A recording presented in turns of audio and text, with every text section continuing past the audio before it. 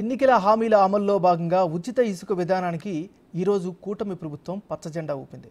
నేటి నుంచి ఈ విధానం అమలులోకి తీసుకొచ్చింది. గత ప్రభుత్వంలో ఇసుక విధానంలో జరిగిన అక్రమాలు పునరావృతం కాకుండా చర్యలు చేపడితేనే నూతన విధానం ప్రభుత్వానికి మంచి పేరు తెచ్చిపెడుతుందని అంటున్నారు. సామాన్యులకి ఇసుక అందుబాటులోకి తేవడంపై నెల్లూరు జిల్లా వాసులు హర్షం వ్యక్తం చేస్తున్నారు.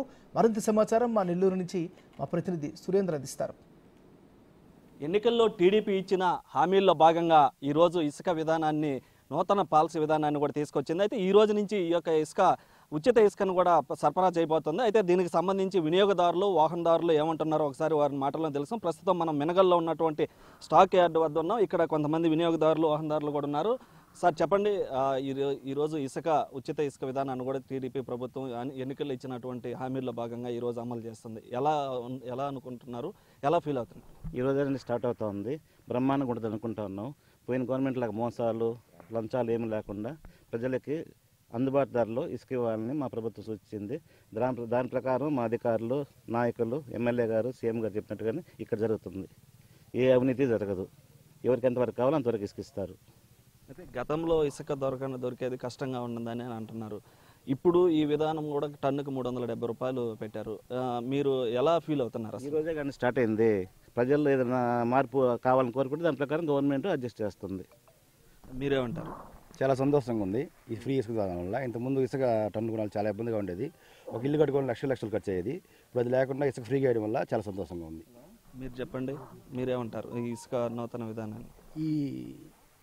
ఈ అంతకుముందు జరిగిన వైసీపీ ప్రభుత్వంలో అరాచకాలకి అడ్డాగా మారింది. ఈ ఇసుక గురించి చెప్పాలంటే ఒక ల్యాండ్ మన సొంత ల్యాండ్లో ఒక ఇల్లు కట్టుకోవాలంటే ఇసుక కేవలం దొరకడమే కష్టంగా ఉండేది. అదిగాక ఈ ఇసుక వల్ల అత్యధిక ధరకి బ్లాక్లో అమ్ముకోవడం, ఈ మినగల్ ఇసుక ఇచ్చి నుంచి బయట రాష్ట్రాలకి ఎగుమతి చేయడం, ఇదే విధంగా రోడ్లు డ్యామేజ్ మొత్తం రకరకాల జరిగింది.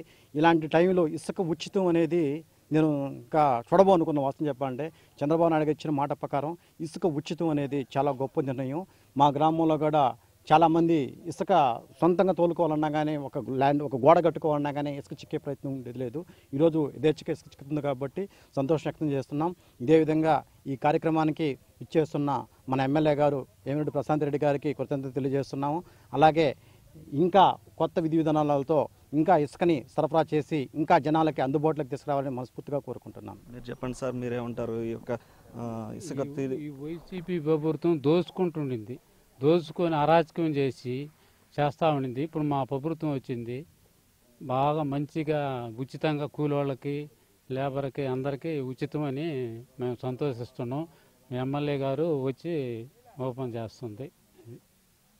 అయితే మొత్తం మీద కూడా ఏదైతే గత ప్రభుత్వంలో ఇసుక దొరికేదే కష్టంగా ఉండేదని, అయితే అందుబాటులో ఉన్నప్పటికీ కూడా వైసీపీకి సంబంధించినటువంటి ఇసుక బకాసురులు ఎవరైతే ఉన్నారో వారంతా కూడా బయట ప్రాంతాలకు అమ్ముకోవటం వల్ల ఇక్కడ లోకల్గా ఉన్నటువంటి స్థానికులకు కానీ ఎవరికి కూడా ఇల్లు కట్టుకున్నట్టు కానీ ఇసుక దొరికే పరిస్థితి లేదని చెప్తున్నారు. అదేవిధంగా ఈరోజు కొత్తగా తీసుకొచ్చినటువంటి టీడీపీ ఈ యొక్క ఇసుక పాలసీ విధానం, ఉచిత ఇసుక పాలసీ విధానం ఏదైతే ఉందో అదంతా కూడా మేము ఆహ్వానిస్తున్నాము, దానికి హర్షం కూడా వ్యక్తం చేస్తున్నామని చెప్పి కూడా ఇటు వినియోగదారులు వాహనదారులు చెప్తున్నటువంటి పరిస్థితి. కెమెరామెన్ మనోజ్తో సురేంద్ర, బిగ్ టీవీ, మినగల్లు ఇసుక యార్డ్ నుంచి.